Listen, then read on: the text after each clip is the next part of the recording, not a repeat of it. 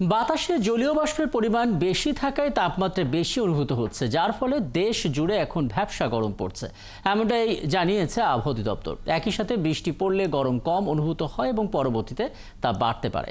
দেশ জুড়ে চলছে বর্ষাকাল, কিন্তু এর ফলে দেশের কোথাও অতি ভারী কিংবা ভারী বর্ষণের কোনো আশঙ্কা নেই, এমনটা জানিয়ে দিয়েছে আবহাওয়া অফিস। সেই সাথে গেল 25 জুন গভীর সাগরে একটি লঘুচাপ সৃষ্টি হয়েছে, যার ফলে দেশের দক্ষিণাঞ্চলে বৃষ্টির একটা সম্ভাবনা রয়েছে এবং অন্যান্য জেলাগুলোতে তুলনামূলক সেটি বেশি থাকবে।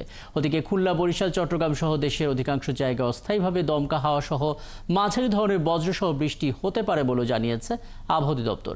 এজন্য সমুদ্র বন্দরগুলোকে 3 নম্বর স্থানীয় সতর্কতা সংকেত দেখিয়ে যেতে বলা হয়েছে।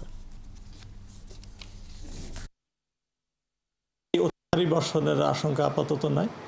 আর আপনারা জানেন যে গত 25 তারিখে কিন্তু একটা লঘুচাপ তৈরি হয়েছিল উত্তর পশ্চিম বঙ্গোপসাগরে, এবং লঘুচাপটা তৈরি হওয়ার দরুন কিন্তু আমরা যখন বঙ্গোপসাগরে বাতাস একটু বেড়ে যাওয়ার আশঙ্কা রয়েছে, এবং এই আশঙ্কা থেকে কিন্তু আমরা বাংলাদেশের সমুদ্র বন্দরগুলোর জন্য 3 নম্বর স্থানীয় সতর্ক সংকেত জারি করেছি এবং এটা এখনও বলবৎ আছে।